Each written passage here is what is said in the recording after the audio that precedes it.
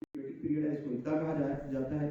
فَإِذَا بَلَغْنَا، یہ ہر ایک کی مختلف ہے، متعلقہ کی مختلف ہے اور عید کی مختلف ہے. اور متعلقہ کے پیچھے بیان ہوئی تھی بالکل لاسٹ پچھلا جو صفحہ ہے اس کے بالکل اوپر ٹاپ پہ، یہ طرف بس نبی انفسنا ثلاثۃ قروء 3 ماہ، اور یہاں پہ ہے 4 ماہ اور 10 دن. فَإِذَا بَلَغْنَا أَجَلَهُنَّ، جب ان کی عدت پوری ہو جائے، فَلَا جُنَاحَ عَلَيْكُمْ فِيمَا فَعَلْنَ فِي أَنفُسِهِنَّ بِالْمَعْرُوفِ، تو وہ احسن طریقے سے اپنا جو بھی فیصلہ کرے اپنے بارے میں وہ عورت، تو آپ کو اس میں کوئی حرج محسوس نہیں ہونا چاہیے. واللہ بما تعملون خبیر، آپ جو کر رہے ہو آپ کے اعمال سے اللہ باخبر ہے. ولا جناح علیکم فیما عرضتم به من خطبۃ النساء، اور اس بات میں بھی آپ کو کوئی حرج محسوس نہیں کرنا چاہیے کہ فیما عرضتم به من خطبۃ النساء، جو آپ تعریضاً عورتوں کو نکاح کا پیغام پہنچاتے ہیں، یعنی اس کا خاوند فوت ہو گیا یا اس کی طلاق ہو گئی، تو عرب معاشرے میں اس کو کوئی معیوب نہیں سمجھا جاتا، لیکن چونکہ ہم ہندوؤں کے ساتھ رہے ہیں تو ہمارے یہاں ایسی عورت کو منحوس تصور کیا جاتا ہے الیاذ باللہ، کہ جس کا خاوند جو ہے وہ فوت ہو چکا ہو، یا اور بالخصوص 1 یا 2 خاوند فوت ہو چکے ہوں، ہاں تو وہ یا 3 ہو چکے ہو تو پھر تو لوگ بہت ہی ڈرتے. اور جو ہے وہ رسول اللہ کی ایک صحابیہ تھی، انہوں نے ایک خاوند سے شادی کی تو وہ شہید ہو گئے، دوسری ہو گئی، دوسرے سے شادی ہوئی وہ بھی شہید ہو گئے، تیسری سے ہوئی وہ بھی شہید ہو گئے. تو ان کو جو ہے وہ ان کو بہت تعظیم کی نگاہ سے دیکھا جاتا تھا کہ یہ 4 شہداء کی زوجہ رہ چکی ہے. تو بہرحال ہمارے ہاں یہ ہے کہ چونکہ ہم ہندوؤں کے ساتھ رہے ہیں نا، تو ایسی عورت کو منحوس سمجھا جاتا ہے. بہرحال ایسے مرد کو نہیں منحوس سمجھا جاتا کہ جس کی عقد میں ایک بیوی فوت پا جائے یا اسے جان چھڑا جائے، یا 2 یا 3 یا 4، تو یہ بہرحال دوہرے میں بیان ٹھیک نہیں ہے، یہ تخفیف کے اندر آتا ہے. اگر کرنا ہے تو پھر سب کے لیے قانون ہونا چاہیے، اگر نہیں کرنا تو پھر سب کو برابر سمجھنا چاہیے.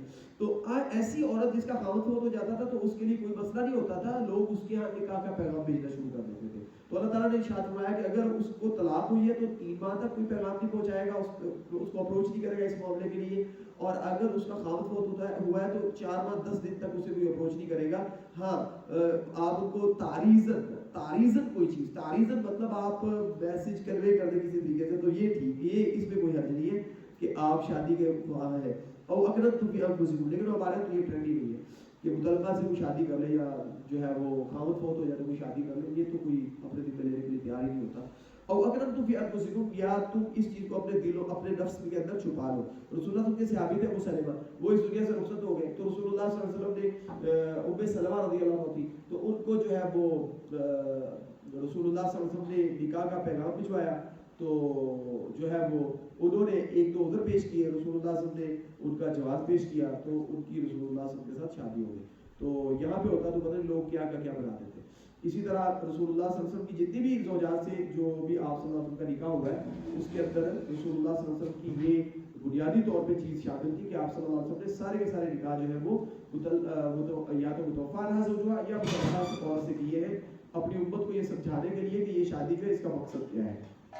تو بہرحال اللہ فرماتے ہیں کہ آپ ان کے ساتھ اپنے دل میں چھپائے رکھیں یا تعریضاً ذکر کر دیں، اس میں کوئی حرج نہیں ہے. علم اللہ انکم ستذکرونہن، اللہ کو اس چیز کا علم ہے کہ آپ قریب آپ ان سے ذکر کرو گے، ولکن لا تواعدوہن سرا، ان کے ساتھ کوئی پختہ طور پہ پختہ عہد نہ کر لو پوشیدہ طور پہ. ایسا نہ ہو کہ ابھی ان کی عدت چل رہی ہے اور آپ ان سے کوئی وعدہ لے لیں، یہ بالکل غلط ہے. الا ان تقولوا قولا معروفا، آپ معروف طریقے سے کوئی بات کریں تو وہ سمجھ آتی ہے، وہ ہو سکتا ہے، اس میں کوئی حرج نہیں ہے. ولا تعزیموا عقدۃ النکاح حتى يبلغ الکتاب اجلہ، ہاں آپ یہ کریں کہ لا تعزیموا عقدۃ النکاح، نکاح کے اس عہد کو آپ پختہ نہ کریں حتى يبلغ الکتاب اجلہ، جب تک عدت پوری نہیں ہو جاتی اس وقت تک آپ یہ مطلب فائنل نہیں کریں گے، عدت کے بعد ہی آپ فائنل کریں گے. وَاعْلَمُوا أَنَّ اللَّهَ يَعْلَمُ مَا فِي أَنفُسِكُمْ فَاحْذَرُوهُ، اس بات کو بھی دھیان میں رکھو کہ اللہ کو پتہ ہے کہ آپ کے نفسوں میں کیا چیز چل رہی ہے، آپ کے دل میں کیا خیالات ہیں، اللہ سے ڈرتے رہو. وَاعْلَمُوا أَنَّ اللَّهَ غَفُورٌ حَلِيمٌ، اور اس چیز کو بھی جان لو کہ اللہ تعالیٰ بخشنے والے بردبار ہیں، اگر انسان سے کوئی غلطی اوپر نیچے ہو جائے چیز تو اللہ تعالیٰ معاف کرنے والے ہیں. لا جناح علیکم ان طلقتم النساء ما لم تمسوهن او تفرضوا لهن فریضہ. اگلی 2 آیات کے اندر اللہ تعالیٰ جو ہے وہ حق مہر کی بات کر رہے ہیں کہ اگر طلاق جو ہے وہ نکاح کے فوراً بعد ہوگی تو وہ کس طرح سے ہوگا. تو اللہ تعالیٰ ارشاد فرماتے ہیں کہ لا جناح علیکم، کوئی حرج نہیں آپ پہ، ان طلقتم النساء، اگر آپ عورتوں کو طلاق دیں، ما لم تمسوهن، اس کیفیت میں کہ آپ نے ابھی رخصتی نہیں کی. اب مسئلہ کیا مطلب رخصتی نہیں ہوئی، رخصتی سے پہلے بھی طلاق ہو سکتی ہے، نکاح ہو گیا تو نکاح رہا کچھ عرصہ، رخصتی سے پہلے طلاق ہوگی تو اس میں کوئی حرج نہیں ہے. تو او تفرضوا لهن فریضہ، اور اس کیفیت میں بھی کہ آپ نے نکاح تو کر لیا لیکن آپ نے اس کا حق مہر مقرر نہیں کیا.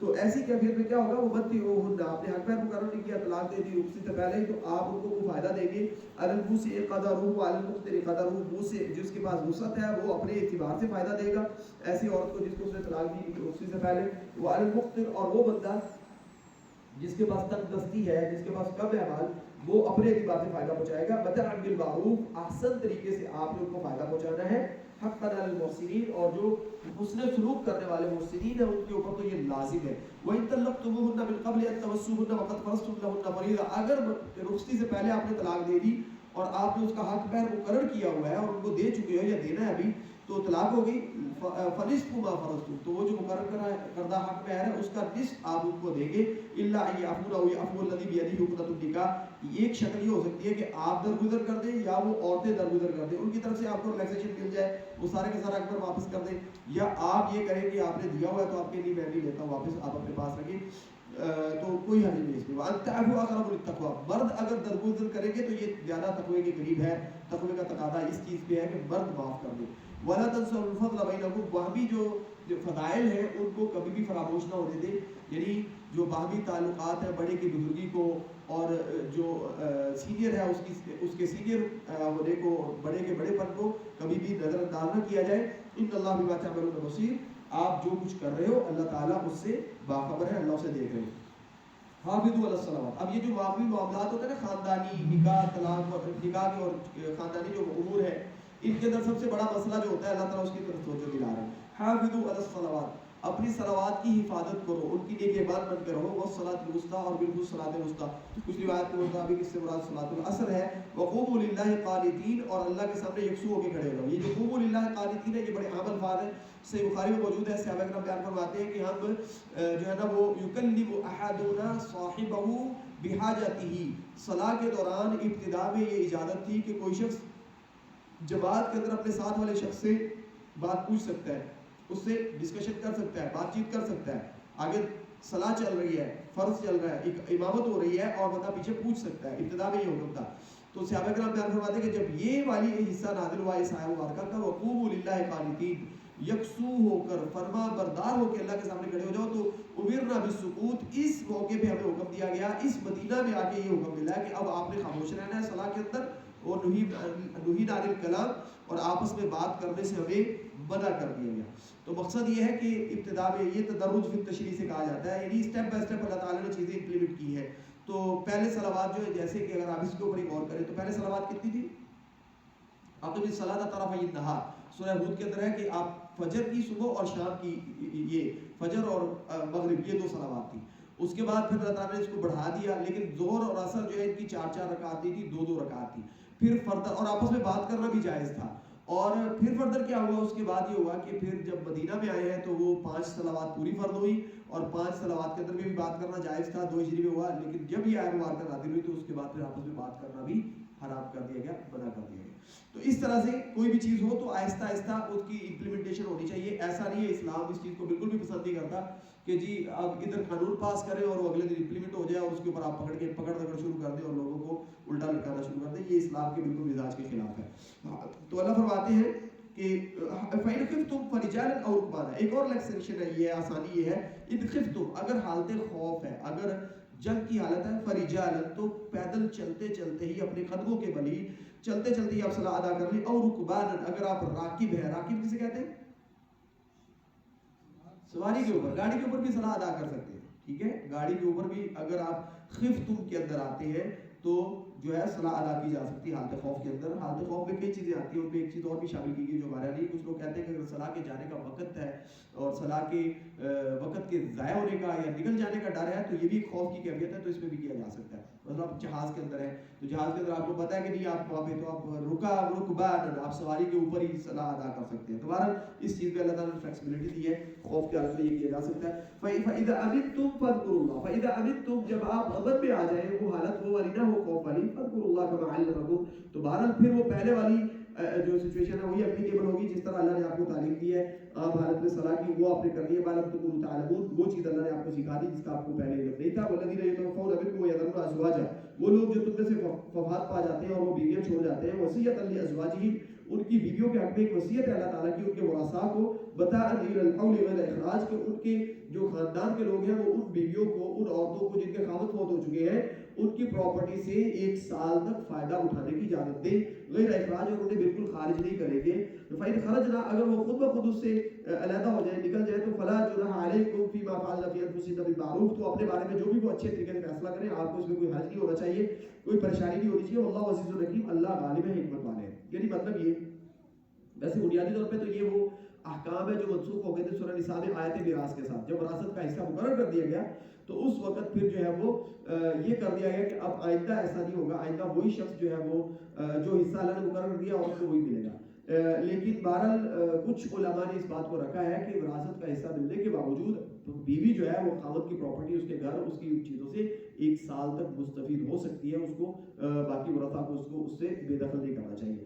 وللمطلقات متاع بالمعروف حقا للمحسنین، اور جو طلاق یافتہ عورت ہے اس کو احسن طریقے سے متاع یعنی کچھ فائدہ پہنچانا ہے، کوئی چیز، کچھ ہیلپ اس کے ساتھ کرنا ہے، فائنینشلی اس کو اسسٹ کرنا ہے، یہ اس طلاق دینے والے شخص کا فرض ہے. حقا للمتقین، ان میں جو متقی ہیں ان کا یہ فرض بنتا ہے کہ وہ اس کو سپورٹ کریں. کذالک یبین اللہ لکم آیاتہ لعلکم تعقلون. اگر آپ اسی طرح اللہ اپنے احکامات آپ کے لیے وعدے کر رہے ہیں تاکہ آپ لوگ عقل سے، شعور سے کام لیں. یہ ہے جو تقریباً 20 آیات جو ہے 132 سے 122 سے 222 سے یہاں تک چلا تھا. 245 سے 20 آیات ہیں جن کے اندر اللہ تعالیٰ نے پورے میاں بیوی کے جو احکامات ہیں اور نکاح اور طلاق کے جو احکام ہیں ان کو اللہ تعالیٰ نے وضاحت کے ساتھ بیان کیا ہے. اب موضوع سورہ کا بدل رہا ہے. الم تر الی الذین، اب الم تر گرنا آپ نے کتنی دفعہ ہے؟ الم تر آپ نے غور نہیں کیا، آپ نے دیکھا نہیں ہے؟ الی الذین خرجوا من دیارہم، ان لوگوں کی طرف جو کہ اپنے گھروں سے نکلے تھے، وہم الوف، اور وہ ہزاروں کی تعداد میں تھے. کتنی دفعہ آیا تھا جی یسألونک؟ 5 دفعہ. ہاں جلدی بتا رہے ہیں. 5 دفعہ. کتنی دفعہ؟ 5 دفعہ. 7 دفعہ آیا تھا. یہ 8 دفعہ کہہ رہے تھے لیکن رستے میں ہم نے دوبارہ پہلی دفعہ یسألونک عن الاہلہ، یہ آپ سے سوال کر رہے ہیں چاند کے بارے میں. تو 2 چیزوں کے احکام بیان ہوئے تھے. جہاں خرجوا من دیارہم وہم الوف، آپ نے لوگوں کی طرف کو حالت پہ غور نہیں کیا جو اپنے گھروں میں سے نکل گئے، نکل کھڑے ہوئے. وہم الوف، الوف الف کی جمع ہے، الف کہتے ہیں ہزار کو، ہزاروں کی تعداد میں اپنے گھروں سے نکل آئے. حضر الموت، کیوں؟ یہ لاحق ہوا ڈر کہ پتہ نہیں یہاں وبا آ گئی ہے یا پتہ نہیں کیا ہونے والا ہے. فقال رحمۃ اللہ موتوا، تو اللہ تعالیٰ نے ان سے کہا کہ مر جاؤ. اللہ تعالیٰ نے ان کو مرنے کا حکم دے دیا، وہ سارے مر گئے. ثم احیاہم، پھر اللہ نے ان کو دوبارہ زندہ کیا. کتنی دفعہ موت بعد الحیات آ گئی ہے؟ 2. آپ کو بتایا تھا. ان اللہ لذو فضل علی الناس ولکن اکثر الناس لا یشکرون، اللہ تعالیٰ انسانیت پہ بہت فضل کرنے والے ہیں لیکن انسانیت اللہ کا شکر ادا نہیں کرتی. تو ہمیں رب اوزعنی ان اشکر نعمتک التی انعمت علی، دعا پڑھنی چاہیے جو کہ سورہ احقاف میں موجود ہے اور ایک اور جگہ پہ بھی کہ اللہ مجھے توفیق عطا کر کہ میں تیری احسانات کا شکر ادا کروں، وہ احسانات جو تو نے میرے اوپر کیے اور میرے والدین کے اوپر کیے. تو یہ بہت ضروری چیز ہے.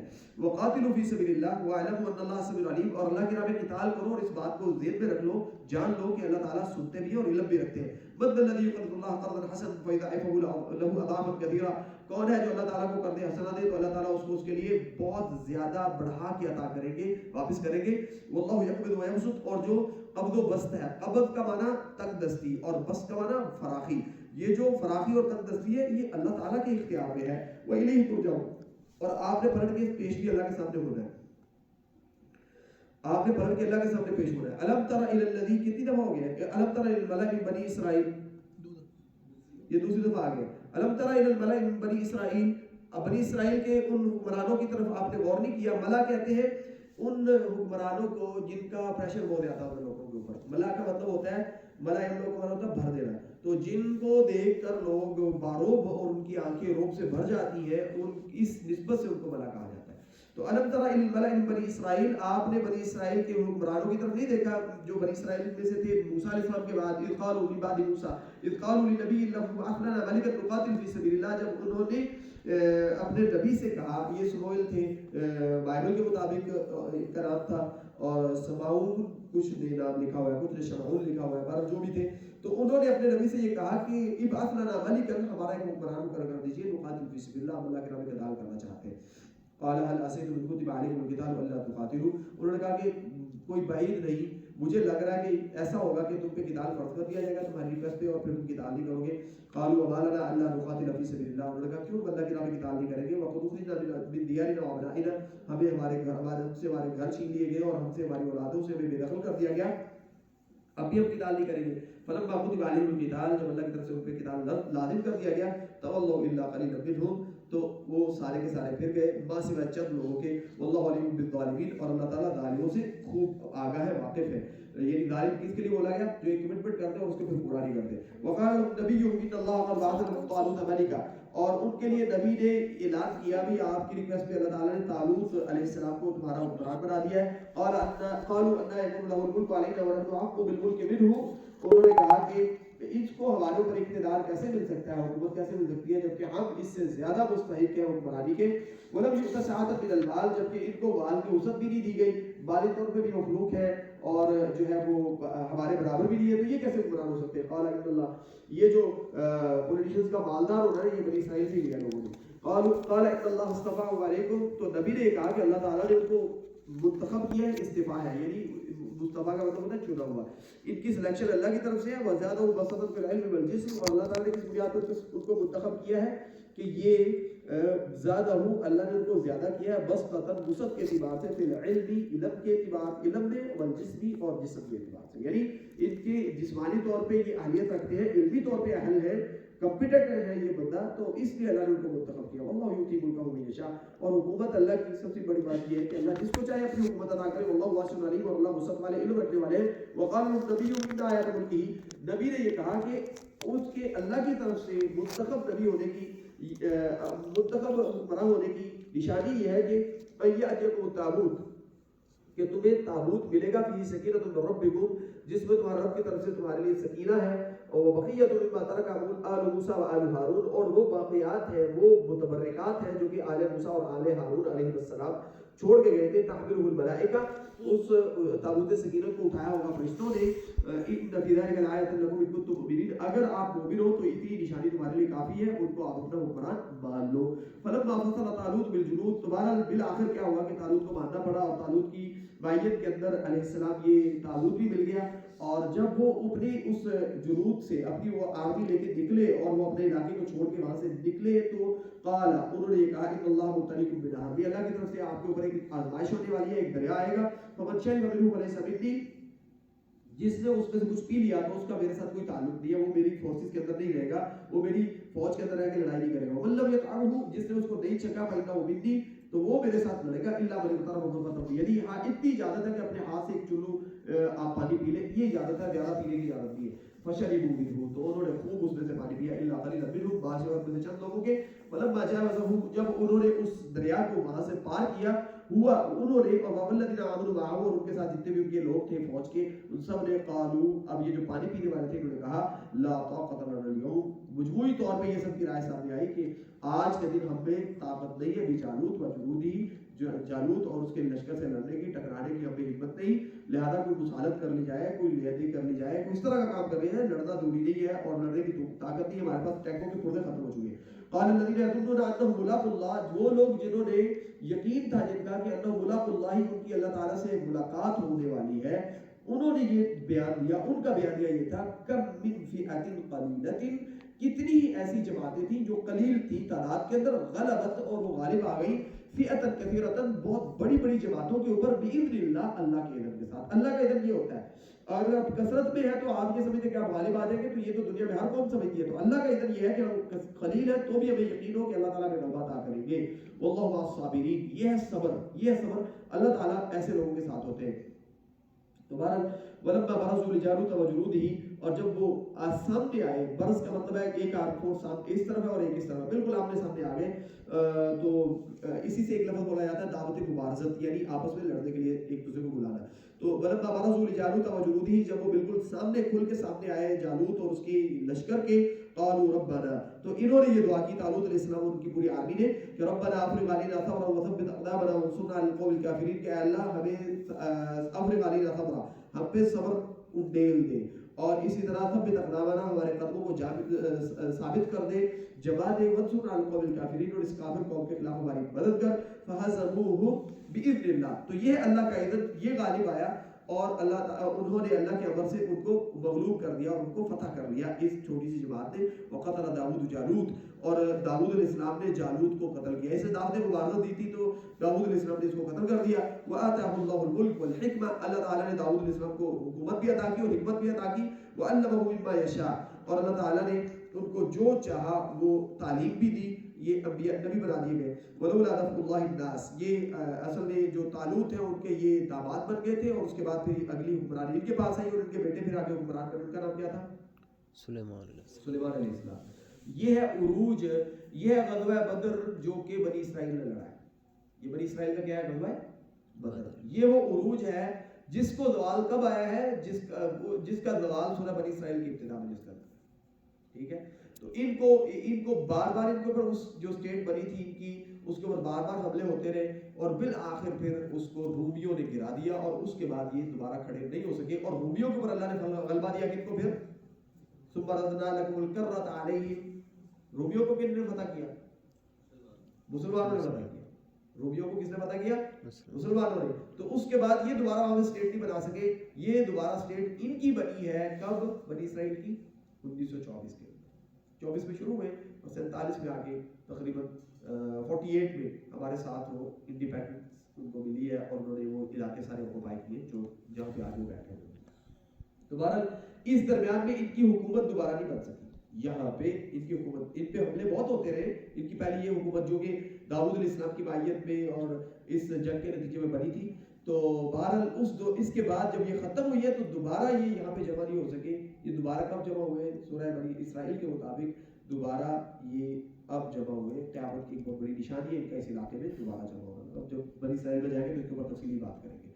تو ولولا دفع اللہ الناس بعضهم ببعض, اگر اللہ تعالیٰ بعض لوگوں کو بعض کے ذریعے دفع نہ کرے, ختم نہ کرے, تو یعنی بعض فسادی قوتوں کو اگر اللہ تعالیٰ بعض مصلح قوتوں کے ذریعے یا دوسری کس قوتوں کے ذریعے اللہ ختم نہ کرے, لفسدت الارض, تو زمین بالکل فساد کا پیش کرنا, زمین فساد کا مطلب پیش کرے. ولکن اللہ ذو فضل علی العالمین, اللہ تعالیٰ انسانیت کے اوپر بہت فضل کرنے والے ہیں. تلک آیات اللہ نتلوها علیک بالحق, یہ اللہ کی آیات ہے, یہ جو ہم نے پوری تاریخ آپ کو بتائی ہے, ہم آپ کو حقائق ہیں جو آپ کے سامنے رکھ رہے ہیں. انک لمن المرسلین, اور یہ اس بات کی دلیل ہے کہ آپ اللہ کے رسول ہیں. یہ کیوں بتایا جا رہا ہے؟ اس لیے بتایا جا رہا ہے کہ مسلمان مدینہ میں آ چکے ہیں, اور مدینہ میں آ کر انہوں نے ایک اسٹیٹ جو ہے ایک اسلامی ریاست یا ایک مسلمانوں کے علاقے کی بنیاد رکھی ہے, حکومت کی بنیاد رکھی ہے. تو یہ بتایا جا رہا ہے کہ یہ ممکن نہیں ہے کہ بغیر لڑائی کے آپ آگے سروائیو کر سکیں. لہذا ہم آپ کو جو اجازت دے رہے ہیں لڑائی کی, وہ اس لیے نہیں دے رہے کہ ہم لڑائی کو بڑا پسند کرتے ہیں, یہ مجبوری ہے. اس کے بغیر ممکن نہیں فساد ختم ہو سکے, اس کے بغیر ممکن نہیں کہ آپ اپنا دفاع کر سکیں. اچھا, تلک الرسول, یہ جو انبیاء ہے, یہ جو رسول ہے, فضلنا, کتنے انبیاء کتنے رسول ہیں؟ 1,24,000 مسلمانوں کی روایت کے مطابق ہے. اس کی صنعت میں بعض مقال ہے, ان میں رسول جو ہے وہ 315 ہے, اور ان میں اولو العزم جو ہے وہ 5 ہے. اور اولو العزم کون کون سے ہیں؟ نوح علیہ السلام, ابراہیم علیہ السلام, موسیٰ علیہ السلام, عیسیٰ علیہ السلام, اور محمد رسول اللہ صلی اللہ علیہ وسلم. ٹھیک ہے, اور ان میں خلیل ہے, ان میں ٹاپ آف دی لسٹ کون ہے؟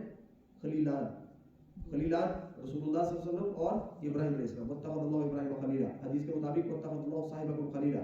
اور ان میں جو ٹاپ آف دی لسٹ ہے وہ کون ہے؟ سید ولد آدم, پوری انسانیت کے سردار محمد رسول اللہ صلی اللہ علیہ وسلم.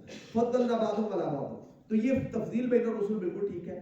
اور تفضیل بین الرسول کا مطلب یہ نہیں ہے کہ دوسرے رسولوں کو نیچے گرا دیا جائے اور اپنے رسول کو اوپر بڑھا دیا جائے. تفضیل بین الرسول, ان کے درمیان جو رینکنگ ہے اس کو مانا جائے.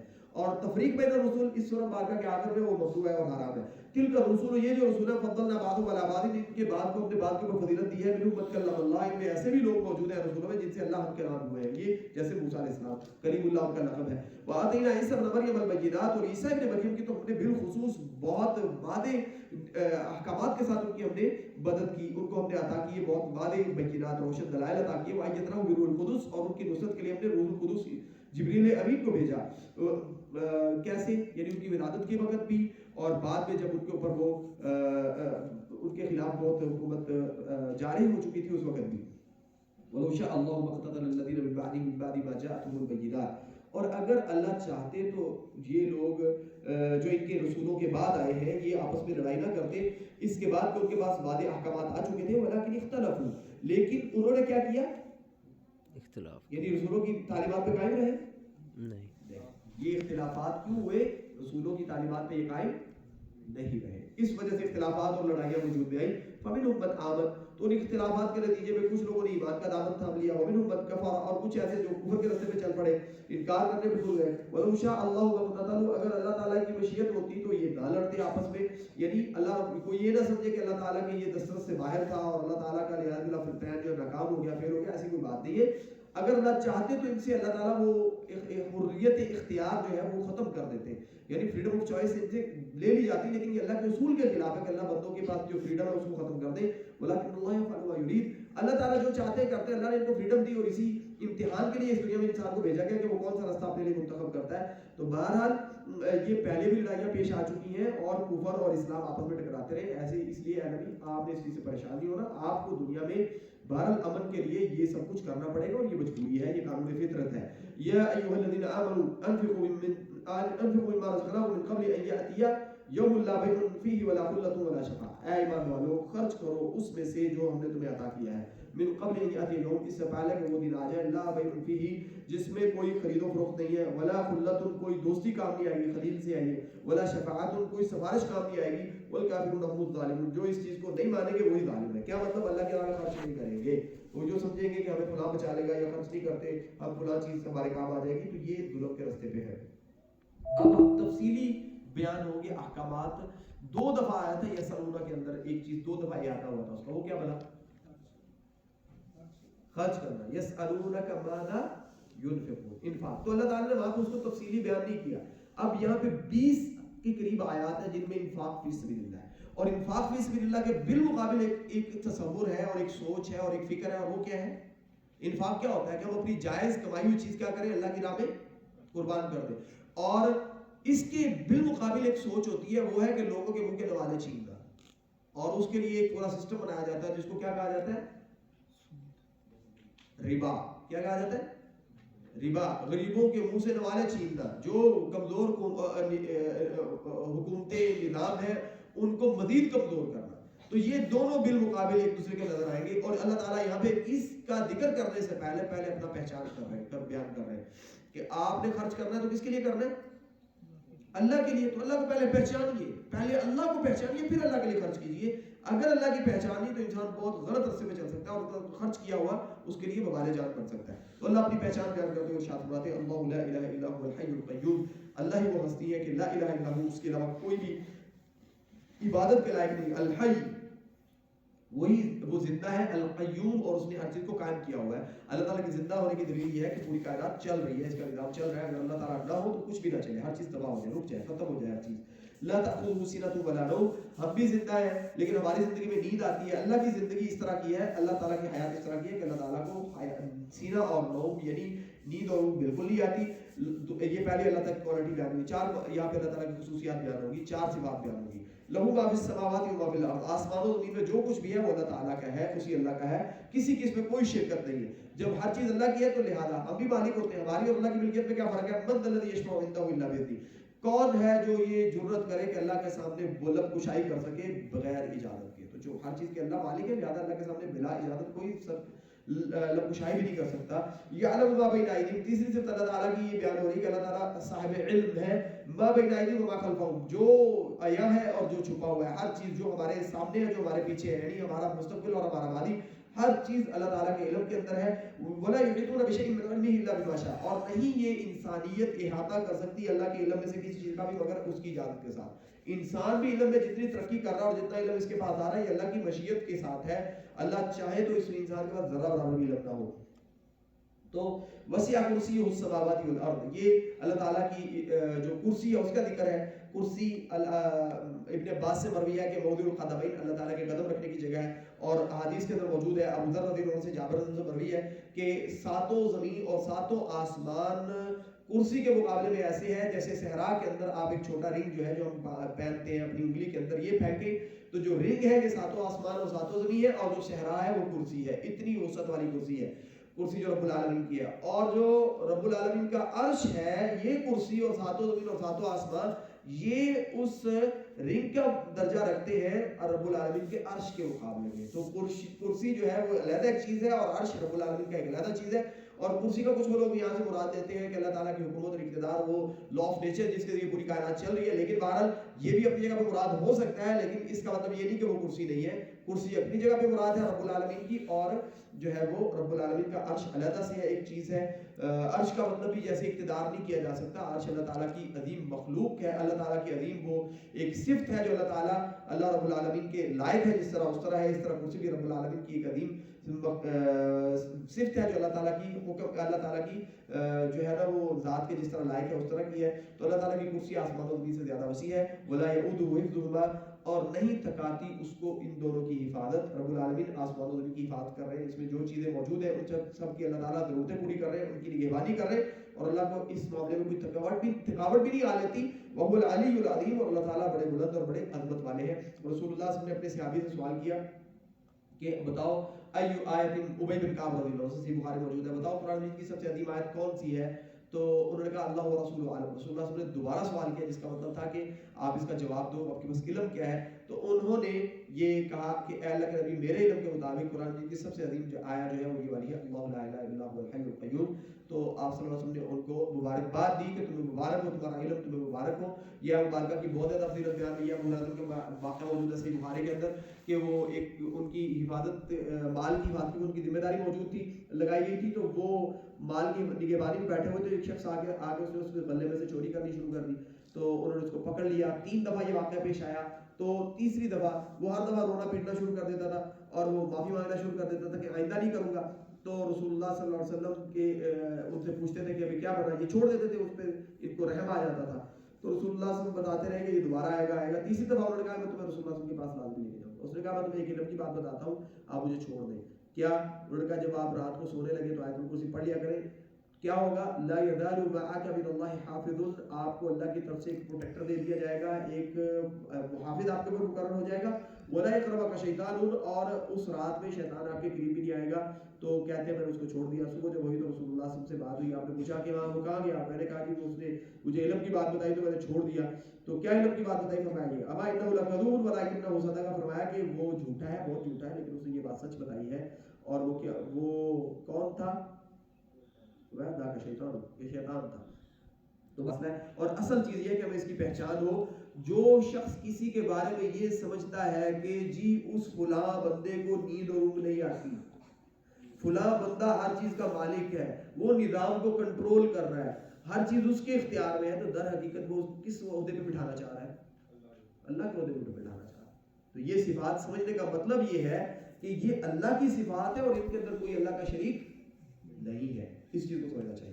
لا اکراہ فی الدین، جب انسان نے اللہ کو پہچان لیا تو اللہ تعالیٰ کا نظام یہ ہے کہ اللہ کسی کو مجبوراً اپنے سامنے سر کو ہونے پہ مجبور نہیں کرتے۔ لا اکراہ فی الدین، اللہ کے دین کے معاملے میں کوئی زبردستی نہیں ہے۔ قد تبین الرشد من الغی، جو رشد ہے، ہدایت ہے، وہ اور گمراہی بالکل واضح ہو چکی ہے۔ اللہ تعالیٰ نے بیان کر دیا ہے کہ اللہ کیا ہے اور اللہ کے اختیارات کیا ہیں، اور باقی سب گمراہی ہے۔ اللہ کے مابین انسان اگر کسی کی عبادت کرے، فمن یکفر بالطاغوت، تو جو بھی طاغوت کا انکار کرے گا، ویؤمن باللہ، اور اللہ پہ ایمان لائے گا، یعنی اللہ پہ ایمان لانے کے لیے طاغوت کا انکار ضروری ہے۔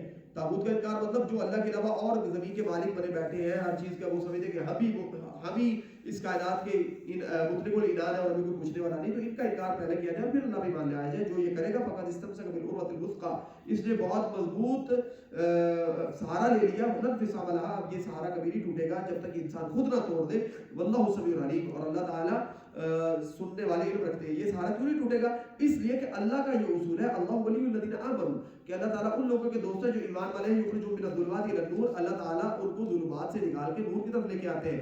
والذین کفروا اولیاءهم الطاغوت، اور جو کافر ہیں ان کی دوستی ہوتی ہے طواغیت کے ساتھ، طاغوت کے ساتھ۔ طاغوت کیا کرتا ہے؟ یخرجون من النور الی الظلمات، جہاں بھی کوئی معاملہ سیدھا ہونا شروع ہوتا ہے، وہ نور کی کوئی بات آتی ہے تو وہ ظلمات کی طرف کھینچ کر کو لے جاتے ہیں، گمراہی کی طرف لے کے جاتے ہیں۔ اولئک اصحاب النار هم فیہا خالدون، یہ جہنمی ہیں اور یہ ہمیشہ اس کے اندر رہیں گے۔ یہ آیات جو پچھلی ہے یہ کیا بتا دیں؟ کچھ لوگ جو ہے مدینہ کے جو لوگ تھے وہ اپنے بچوں کو یہ کرتے تھے، رسول اللہ صلی اللہ علیہ وسلم کے آنے سے پہلے وہ یہودیوں کو بہت مقدس سمجھتے تھے، بہت عظیم سمجھتے تھے۔ تو اب کیا ہوا کہ جب کوئی نظر مانتے تھے مدینہ کے لوگ، تو وہ عورتیں عموماً نظر مانتی تھی کہ اگر یہ اللہ تعالیٰ ہمارا مسئلہ حل کر دے یا یہ کام ہمیں کر دے یا یہ فیور دے دے تو ہم اپنے بچوں کو یہودی بنائیں گے۔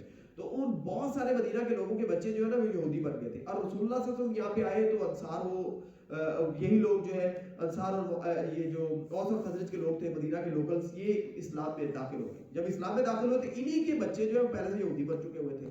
تو اب جب یہودیوں نے کچھ خرابیاں کی اور جو معاہدہ کیا تھا میثاق مدینہ اس کی مخالفت کی، تو رسول اللہ صلی اللہ علیہ وسلم نے ان کو یہاں سے ایگزائل کیا. جب ان کو یہاں سے ملک بدر کیا گیا تو اب ان جو لوگوں نے جو مسلمان ہو چکے تھے اور ان کے بچے یہودی تھے جو انہوں نے پہلے خود ہی بنائے ہوئے تھے، اب انہوں نے ان کو زبردستی یہاں میں روکنے کی کوشش کی کہ یہودی تو جائے لیکن جو ہمارے بچے یہودیت میں کنورٹ ہو چکے ہیں یہ نہ. تو اللہ تعالیٰ نے یہ بات کرا دی کہ آپ اپنے بچوں کو، بچوں سے مراد وہ چھوٹے چھوٹے بچے نہیں تھے، بچوں سے مراد وہ بڑی ایج کے سمجھدار شعور لوگ تھے جن کو بچپن میں یہودی بنا دیا گیا تھا. تو اللہ نے فرمایا آپ ان کو زبردستی اپنے دین میں نہیں لا سکتے. تو اس لیے اس چیز کو ذرا سمجھنا چاہیے. اس کا مطلب یہ نہیں ہے کہ بندہ یہ کہے کہ میں مسلمان ہوں تو لہذا صلاح ادا کروں نہ کروں، حج کروں نہ کروں، عمرہ کروں نہ کروں، لا اکراہ فی الدین. یہ مطلب نہیں ہے اس کا. اس کا مطلب یہ ہے کہ آپ کسی کو زبردستی اسلام میں داخل نہیں کر سکتے. جو اسلام میں ہے بہرحال اسلام کی پابندیاں ان کے لیے اسی طرح لازم ہے جس طرح کہ اللہ اس کے رسول نے بیان کی ہے. تو اللہ تعالیٰ جو ہے وہ اپنے جو اللہ کے گروپ کو جوائن کرے گا اللہ اس کو رہنمائی دے گے. جس طرح کہ طواغیت جو ہے اپنے ماننے والوں کو غلط رستوں کی طرف لے کے جاتے ہیں. آگے دو مثالیں بیان کی گئی کہ اللہ تعالیٰ کیسے اپنے ماننے والوں کی رہنمائی کرتے ہیں اور کس طرح کے ظلمات ہوتے ہیں جن سے ان کو باہر نکالتے ہیں. تو اللہ فرماتے ہیں الم ترى، کتنی دفعہ آ گئے؟ تیسری دفعہ. بس اس کے بعد نہیں آئے گا. تو الم ترى الی الذی حاج ابراہیم فی ربہ، آپ نے اس بندے کی طرف کی حالت میں غور نہیں کیا. حاج ابراہیم فی ربہ، جنہوں نے ابراہیم علیہ السلام کے ساتھ جھگڑا کیا تھا، مناظرہ کیا تھا ان کے رب کے معاملے میں. آتاہ اللہ الملک، اس وجہ سے کہ اللہ تعالیٰ نے اس کو حکومت عطا کی تھی. اذ قال ابراہیم ربی الذی یحیی و یمیت، جب ابراہیم علیہ السلام نے یہ کہا تھا کہ میرا رب وہ ہے جو زندہ کرتا اور مارتا ہے. قال انا احیی و امیت، اس نے کہا میں بھی زندہ کرتا اور مارتا ہوں. تو یہ طاغوت کی مثال دی جا رہی ہے. کس کی مثال دی جا رہی ہے؟ طاغوت کون ہوتا ہے؟ طاغوت وہ ہوتا ہے جو لوگوں کو مجبور کر کے ان کی مجبوریوں سے فائدہ اٹھا کے ان کو اپنے احکامات کے اوپر پابند بناتا ہے اور ان کو بالکل بھی فریڈم آف چوائس نہیں دیتا. اللہ تعالیٰ کہہ رہا ہے مجھے ماننا مانو، نہیں ماننا نہ مانو. طاغوت ایسا آپشن نہیں رکھتا. طاغوت یہ کہتا ہے کہ انا احیی و امیت، میرے حکم پہ چلو گے زندہ رہو گے ورنہ ہر چیز تمہاری ختم ہو جائے گی. تو ابراہیم علیہ السلام اس کے سامنے کھڑے ہوئے، انہوں نے کہا کہ ربی الذی یحیی و یمیت، میرا رب وہ ہے جو زندہ کرتا اور مارتا ہے. اس نے کہا انا احیی و امیت، میں زندہ کرتا اور مارتا ہوں. تو ابراہیم علیہ السلام نے کہا فإن اللہ یأتی بالشمس من المشرق، اللہ تعالیٰ جو ہے وہ مشرق سورج کو مشرق سے لاتے ہیں. فاتی بہا من المغرب، اگر تم واقعتاً حقیقی خدا اور مقتدر اعلیٰ ہو تو تم جو ہے پھر یہ کرو کہ سورج کو مغرب سے لے آؤ. فبہت الذی کفر، تو اس کافر کا منہ کھلا رہ گیا. واللہ لا یہدی القوم الظالمین، اس کے پاس کوئی دلیل نہیں تھی. ایسے ظالموں کو اللہ ہدایت نہیں دیتے. یہ ہوتے گمراہ، خود بھی گمراہی میں اور دوسروں کو بھی گمراہ. بس ان کے حاشیہ اور خیال اور ہم پیالہ اور ہم نوالا جو ہے ان کی چاپلوسی کرتے رہتے ہیں اور ان کے بارے میں یہ فتوے دیتے رہتے ہیں اور یہ جو ہے نا وہ آسمانوں پہ چڑھے ہوتے ہیں لیکن دلائل اور حقائق کے سامنے ان کے پاس کوئی جواب نہیں ہوتا. او کلذی، یہ اللہ تعالیٰ نے یہاں پہ جو ہے نا وہ اب رہنمائی کی ہے اپنے دوست یعنی ابراہیم علیہ السلام کی. اس طرح اللہ تعالیٰ رہنمائی کرتے ہیں مشکل موقعات کے اندر اور گمراہیوں کے اندر اپنے ماننے والوں کی، اور جو طواغیت ہے وہ اپنے ماننے والوں کو غلط رستوں پہ لے کے چلتے ہیں. یا کلذی مر علی قریۃ، اس بندے کی طرح جو کہ ایک بستی کے پاس سے گزرا. وہی خاویۃ علی عروشہا، وہ اپنی چھتوں کے بل گری ہوئی تھی. قال انا یحیی هذه الله بعد موتها، اس نے کہا یہ بستی اپنی دوبارہ کیسے زندہ ہوگی. یہ کون سی بستی تھی؟ یہ وہی جس کا ابھی ہم عروج پڑھ کے آئے ہیں. یہ کیپٹل تھا یروشلم، بنا عروج اور پھر زوال بھی آ گیا. اب یہ زوال کا بھی ذکر اللہ نے کر دیا. تو یہ کیوں ہوتا ہے؟ جب انسان اللہ کے احکامات پہ پورا نہیں اترتا، جب انسان جو ہے وہ منمانیاں کرتا ہے تو پھر تباہی ہو جاتی ہے. اس تباہی کا ذکر سورہ بنی اسرائیل کی ابتدا میں ذکر موجود ہے. تو وہ بستی کے پاس سے گزرے، یعنی وہ ان کا قبلہ تھا، اپنے قبلے کے پاس سے گزرے. عزیر علیہ السلام تھے تو انہوں نے دیکھا قبلہ تباہ ہو چکا ہے اور اس کی اینٹ سے اینٹ بجا دی گئی ہے اور سب کچھ تباہ ہو چکا ہے. تو انہیں بڑا دکھ ہوا. انہوں نے کہا یا اللہ یہ دوبارہ کیسے آزاد ہوگا؟ ایسے ہی جیسے آج مسلمان سوچے یا اللہ یہ غزہ کیسے آزاد ہوگا. تو پھر اللہ تعالیٰ جو ہے ارشاد فرماتے ہیں کہ اور ہمیں سوچنا چاہیے اور اللہ سے دعا بھی کرنی چاہیے. تو پھر اللہ تعالیٰ ہمیں ظلمات سے نکال کے نور پہ لے کے آئیں گے. سوال پیدا ہوگا تو جواب آئے گا نا. جب سوال ہی پیدا نہ ہو تو پھر کیسے جواب آئے گا؟ تو بہرحال پھر اس طرح سے اللہ کی قدرت جو ہے اس کے نظارے انسان کرتا ہے اور اس کو اللہ کے اوپر، اللہ کے وجود کے اوپر یقین ہوتا ہے اور اللہ تعالیٰ کہ کس طرح طواغیت کی باتیں جھوٹی ہوتی ہیں اور اللہ تعالیٰ کے نظام کس طرح سچا ثابت ہوتا ہے. ان چیزوں سے پتہ چلتا ہے جب انسان اس طرح کی چیزیں وہ دیکھتا ہے اور اللہ کے سامنے یہ چیزیں رکھتا ہے. قال کم لبثتم، تو فاماتہ اللہ 100 عام، اللہ تعالیٰ نے 700 سال کے لیے ان کو موت دے دی. ثم بعثہ، 100 سال بعد اللہ تعالیٰ نے ان کو کھڑا کیا. قال کم لبثت، اللہ تعالیٰ نے ان سے پوچھا کہ آپ کتنی دیر رہے ہیں یہاں پہ؟ قال لبثت یوما او بعض یوم، تو انہوں نے کہا کہ اللہ میں ایک دن یا ایک دن کا کچھ حصہ. اچھا کوئی 100 سال بھی سویا ہے یا کوئی جو ہے 300 سال سویا ہے یا کوئی اس سے زیادہ سویا ہے، تمہارے کے کیا جواب ہوتے ہیں جب وہ بیدار ہوتے ہیں؟ یہاں پہ 60 سال لے کے جائیں گے تو ہم جا کے اللہ کے سامنے کیا جواب دیں گے؟ سورہ مومنون کے آخر میں بل قال كم لبثتم في الارض عدد سنين قالوا لبثنا يوما او بعض یوم او بعض یوم. تو اصل میں عالم خلق اور عالم امر، ہم عالم خلق میں اور عالم امر جو ہے وہ اس کا نظام اس طرح کا نہیں ہے جس طرح کا ہمارا نظام ہے. تو عالم خلق اور عالم امر کے درمیان جو ڈسٹنس ہے اس وجہ سے انسان اس میجرمنٹ کو نہیں ماپ سکتا، اس چیز کا تصور نہیں کر سکتا جو اللہ تعالیٰ یہاں پہ بیان کر رہے ہیں. تو بہرحال جب انسان کی روح قبض ہوتی ہے یا جب انسان سوتا ہے تو اس وقت وہ عالم خلق سے نکل کے عالم امر کے ساتھ اس کا تعلق جڑ جاتا ہے. اس کی وضاحت ہم انشاءاللہ سورہ انعام کے اندر دیکھیں گے. تو بہرحال انہوں نے کہا کہ اللہ تعالیٰ نے کہا کہ کتنی دیر رہے ہو؟ کہنے لگا جی کہ میں ایک دن یا دن کا کچھ حصہ. قال اللہ تعالیٰ نے فرمایا بل لبثت مئۃ عام، آپ یہاں پہ 100 سال تک پڑے رہے ہیں. فانظر الی طعامک و شرابک، آپ اپنے کھانے اور پینے کو دیکھیں. لم یتسنہ، یہ بالکل بدبودار نہیں ہوا، ایکسپائر نہیں ہوا. وانظر الی حمارک، آپ اپنے گدھے کو دیکھیں. ولنجعلک آیۃ للناس، ہم آپ کو بنانا چاہ رہے تھے انسانیت کے لیے ایک نشانی، اسی لیے انہوں نے ان کو اللہ کا بیٹا بنا دیا. نصرانیت یہودیت نے اسی لیے ان کو اللہ کا بیٹا بنا دیا. تو اللہ تعالیٰ شاہد بات ہے کہ وانظر الی العظام کیف ننشزها، آپ ہڈیوں کی طرف دیکھیں جو گدھے کی ہیں، ان کو کیسے ہم اکٹھا کرتے ہیں. ثم نکسوها لحما، پھر دیکھنا اس کے اوپر کیسے گوشت چڑھتا ہے. فلما تبین له، جب یہ ساری چیزیں ان کے سامنے کھل کے سامنے آ گئی اور انہوں نے دیکھ لیا، قال، تو ان کی زبان بے اختیار یہ نکلا، اعلم ان اللہ علی کل شیء قدیر، اب مجھے یقین ہو گیا کہ اللہ ہر چیز پہ کیا ہے، قادر ہے. تو جب ان کے دل میں ایک اشکال پیدا ہوا تو اللہ تعالیٰ کے چونکہ وہ دوست تھے تو اللہ تعالیٰ نے ان کے سامنے وہ اشکال جو ہے بالکل رفع کر دیا. اذ قال ابراہیم، ایک اور اشکال ہے. اذ قال ابراہیم ربی ارنی کیف تحیی الموتى، انہوں نے کہا اللہ مجھے دکھائے کہ آپ مردوں کو کیسے زندہ کریں. قال بل تؤمن، انہوں نے کہا کہ اللہ تعالیٰ نے کہا کہ آپ کو ایمان نہیں ہے میری بات کے اوپر. قال بلا، انہوں نے کہا ایمان تو ہے، ولکن لیطمئن قلبی، اطمینان قلب کے لیے میں کر رہا ہوں. قال فخذ أربعة من الطير فصرهن إليك، انہوں نے کہا کہ 4 پرندے لے کے ان کو اپنے ساتھ مانوس کر دو. ثم اجعل على كل جبل منهن جزءا، پھر ان کو ذبح کر کے ہر پہاڑ کے اوپر ان کا کچھ حصہ رکھ دو. ثم ادعوهن يأتينك سعيا، پھر انہیں آواز دینا وہ پلٹ کے تمہارے پاس دوڑتے ہوئے آ جائیں گے. وعلم ان اللہ عزیز حکیم، اور اس بات کو جان لو کہ اللہ حکمت والے ہیں اور اللہ تعالیٰ غلبے والے ہیں.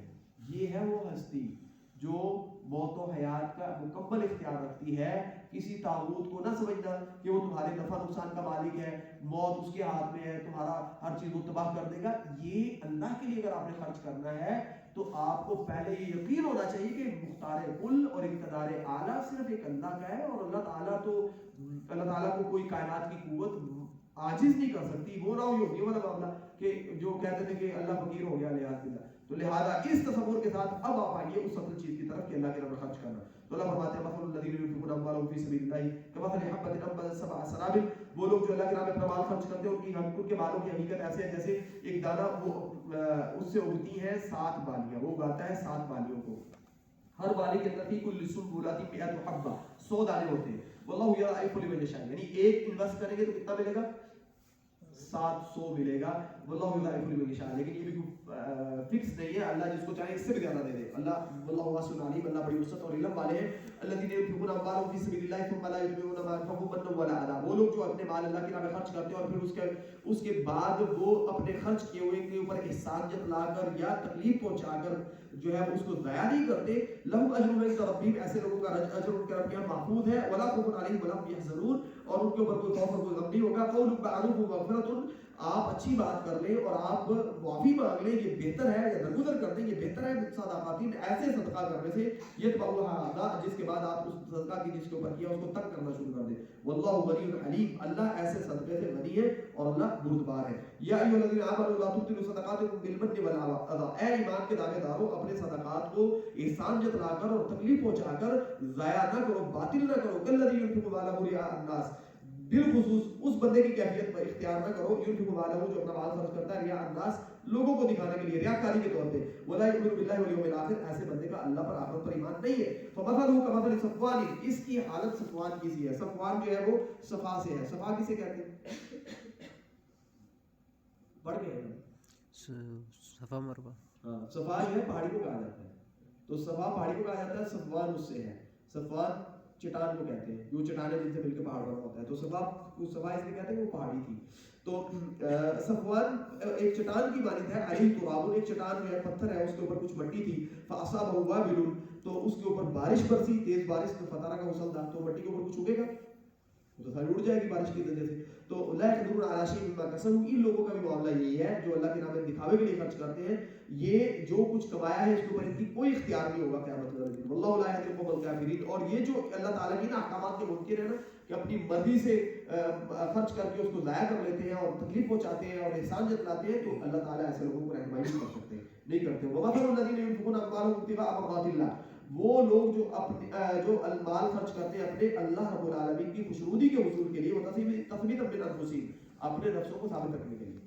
اگر کسی بندے کو استقامت نہیں ہے, اگر کوئی بندہ محسوس کرتا ہے کہ وہ بار بار گمراہ ہو جاتا ہے, بھٹک جاتا ہے, تو اس کو چاہیے کہ اللہ کے راہ میں خرچ کرے, کیونکہ خرچ کرنے سے کیا ہوتا ہے, تثبیتا من انفسہم, انسان کو ثابت کرنی مل جاتی ہے. کمثل جنۃ بربوہ, کمثل اس کی حالت, ان لوگوں کی حالت ایسے ہے جیسے ایک باغ ہو بربوۃ, اونچی جگہ پہ ٹیلے کے اوپر, فاصابہ وابل فعادت اولها ضعفین, تو اس کے اوپر جب بارش برسے گی تو اس کا پھل دگنا ہو جائے گا. فإن لم یصبها وابل, اگر بارش نہیں ہوتی تو اوپر والی جگہ کے اوپر جو بلند جگہ ہے وہاں پہ جو وہ نمی ہے وہ زیادہ ہوتی ہے, تو فطل, تو پھر یہ جو شبنم وغیرہ یہی کافی ہے. واللہ بما تعملون بصیر, آپ جو کر رہے ہیں اللہ تعالیٰ ہر چیز دیکھ رہے ہیں.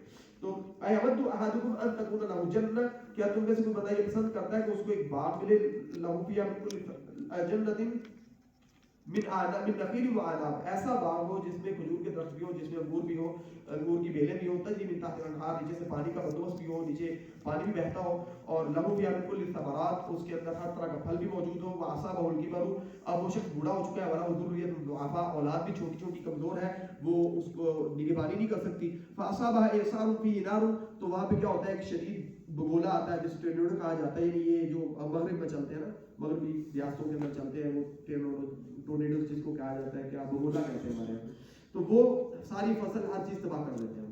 تو وہ وہاں پہ آتا ہے, اس میں آگ ہے, فاحترقت, وہ پورے باغ کو جلا کے راکھ کر دیتی ہے. کذالک یبین اللہ لکم الآیات لعلکم تتفکرون, جو بندہ ریاکاری کے لیے, دکھاوے کے لیے خرچ کرتا ہے, اس بندے کی حالت یہ ہے, یہی ہوگی اس کے ساتھ. اس طرح اللہ تعالیٰ آپ کے لیے احکامات بیان کرتے ہیں, لعلکم تتفکرون, تاکہ آپ غور کرو کہ آپ کہیں ایسا تو نہیں کر رہے. یا ایھا الذین آمنوا انفقوا من طیبات ما کسبتم, اے ایمان والو جو آپ نے کمایا ہے پاکیزہ چیزوں میں سے, ان میں سے اللہ کے نام میں خرچ کریں. وَمِمَّا أَخْرَجْنَا لَكُم مِّنَ الْأَرْضِ, اور اس میں سے بھی جو اللہ نے آپ کے لیے زمین سے نکالا ہے. تو دو چیزوں کے اوپر زکات ہے, یہ زکات کا ذکر ہے. ایک ہے وہ جو خارج من الارض ہے, زمین کے اوپر جو پیداوار ہے اس کے اوپر عشر ہے, اور نصف العشر ہے. اگر ہم اس کو خود پلاتے ہیں پانی اور اس کے ایکسپینسز ہم اگر برداشت کرتے ہیں تو پھر اس کے اوپر نصف العشر ہے, اور یعنی 100 میں سے 5 من گندم. اور اگر وہ بارانی ہے, آسمانی بارش سے